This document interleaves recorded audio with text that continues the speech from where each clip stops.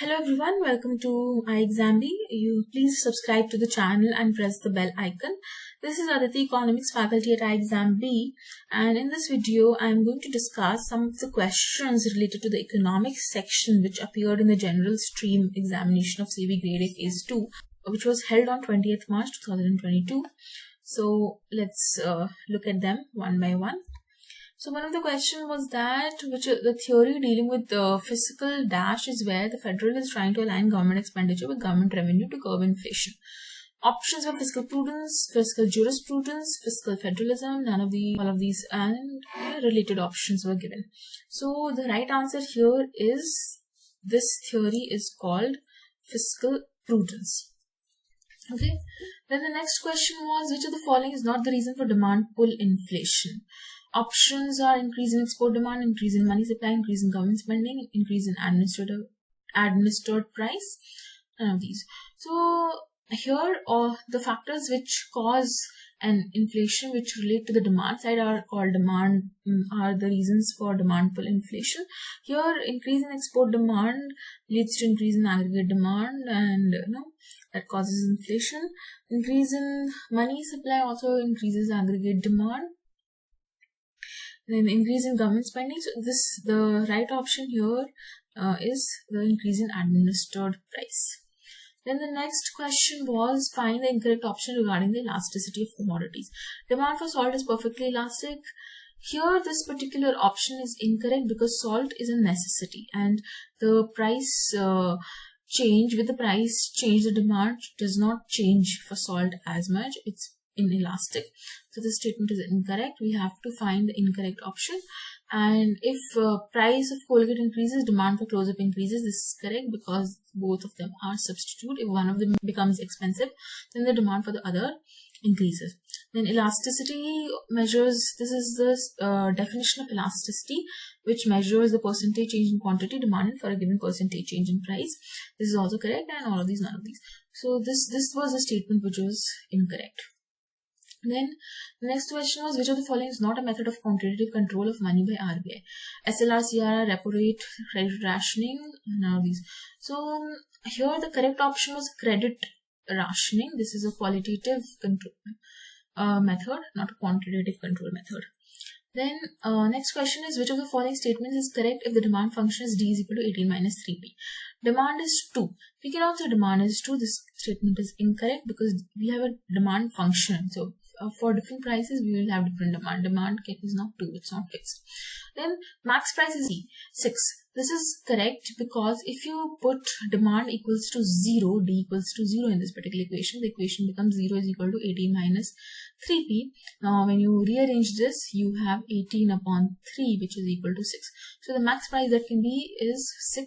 This is correct, and demand curve is non-linear, but this statement is incorrect. Demand curve is linear, it's a linear function. There is no quadratic or cubic terms here. Then demand curve is linear with slope equal to minus 3. So this statement, this part is correct. It is a linear function, but with slope minus 3. This particular thing is incorrect because so in mathematics we've studied that how do we find the slope of function? We do dy by dx. So whatever is on the y-axis, right? So we know that prices are taken on the y-axis and quantity on the x-axis. So in this function d is equal to 18 minus 3, we are given a demand function. First, what we can do is we can convert this into an inverse demand function. Okay, how do you do that? So the inverse demand function, it will be in the form of P. So P will be equal to 18 minus D upon 3. Right? So this is the inverse demand function. Okay. Because why have I converted this in the form of inverse demand function? Because I want my dependent variable, this price that is on the y-axis. So I want to write it in terms of y, the variable on the y-axis. So that's why inverse demand function, and the coefficient of d gives me the slope here. Because when you differentiate this now, dp by dx, or d, you can also write dd, the quantity demanded, is equal to minus 1 by 3, right? the coefficient of D here. So that's why this statement is incorrect. Then other option was all of these, none of these. Okay. So here none of these would be the right option, appropriate option to select. Then which of the following statements is incorrect regarding monopolistic competition? No excess capacity with price equal to AC.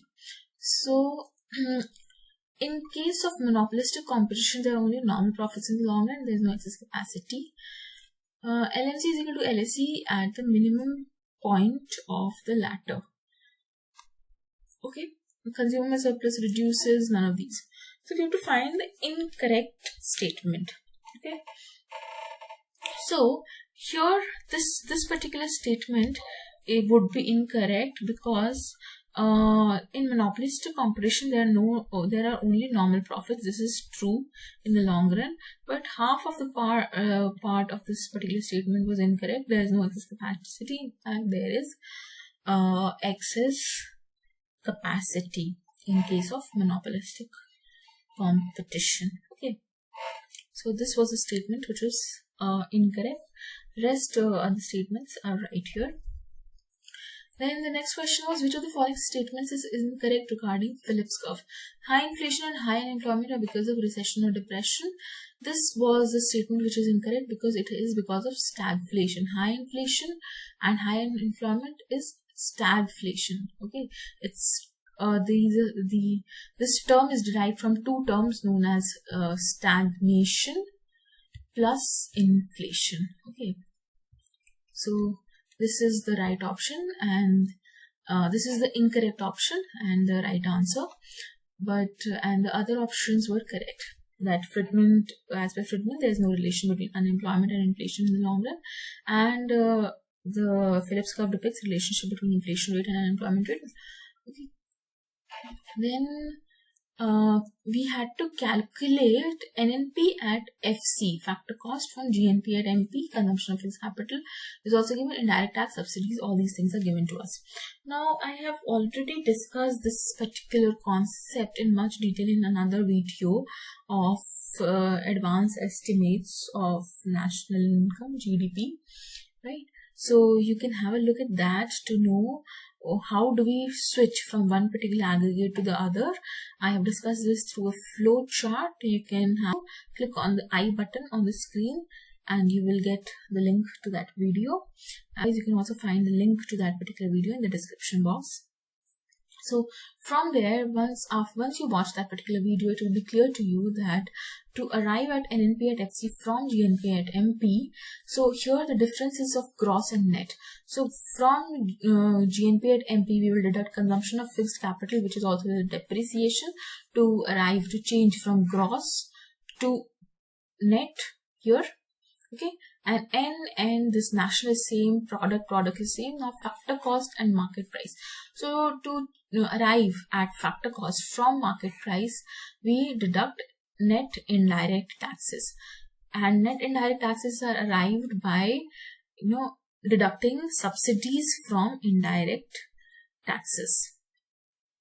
Okay, so basically you will be deducting 5069 we'll be deducting consumption of fixed capital from this, 626 deducting indirect taxes, which is 475, and you would be adding 49. So after doing these calculations, you will get the answer 4017 here. Next question was, what is monetary base? So the options were money issued by central bank, currency in circulation plus commercial bank deposits held in RBI's reserves, currency in circulation, none of these, all of these. So the right answer here is currency in circulation plus commercial bank deposits held in RBI's reserves. And by definition, it also includes other deposits that are held by the RBI. So this is the correct option. This monetary base is denoted by M0. This is also called reserve money or high-powered money. Then the next question is, which of the following is not non-planned expenditure? So not non-planned expenditure, that means they're asking about which of the following is a planned expenditure. Options were defense expenditure, debt servicing, expenditure on electricity generation, interest payment, subsidies. So the right answer here is electricity generation. that all expenditures that are made on electricity generation are not planned expenditure, because these are done for the development purpose. Okay, so these were the questions that came in the examination. Now, if you're interested in any kind of guidance, you can anytime contact on the given mail ID hello@ixamBee.com, or you can even call us on the number that is mentioned on this screen if you are interested in any kind of guidance. Or you can also visit our website to know more about government exams preparation and the various courses that we offer. Thank you.